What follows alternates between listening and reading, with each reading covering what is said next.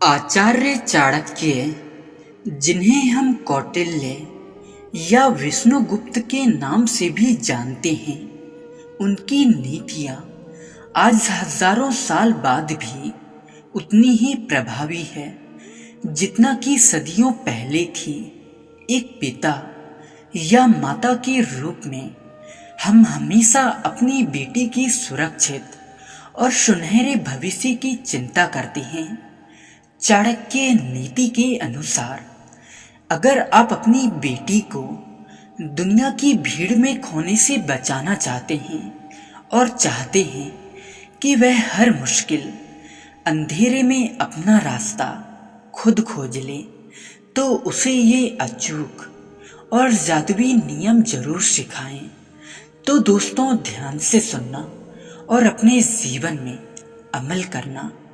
और साथ ही अगर आप पहली बार हमारे इस YouTube चैनल पर आए हैं तो सबसे पहले इस चैनल को सब्सक्राइब ज़रूर कीजिए और बेल आइकन को प्रेस कीजिए, जिससे कि उसका नोटिफिकेशन आपको सबसे पहले मिलती रहे। शिक्षा और आत्मनिर्भरता ही सबसे बड़ा कवच होता है।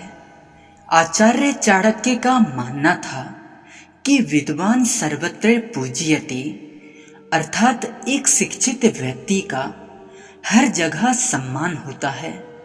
अपनी बेटी को सिर्फ किताबी ज्ञान ना दें, बल्कि उसे आर्थिक रूप से स्वतंत्र होना सिखाएं।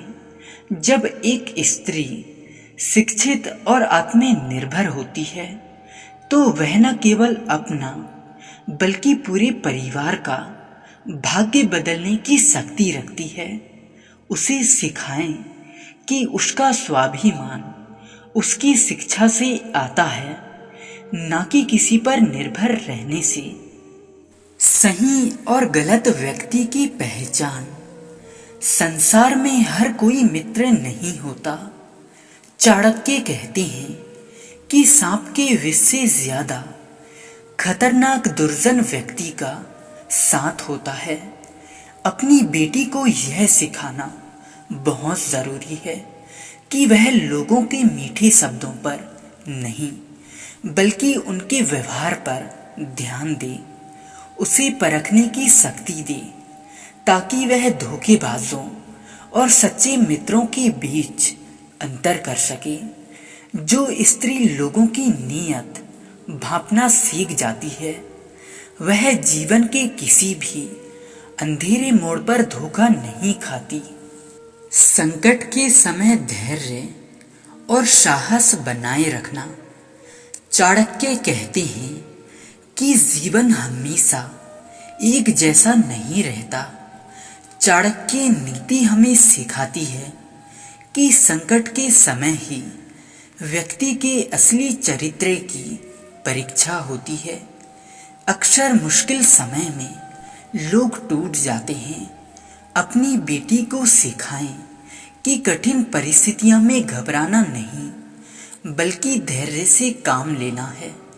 उसे साहसी बनाएं ताकि वह अपनी सुरक्षा खुद कर सके और चुनौतियों का डटकर सामना करें।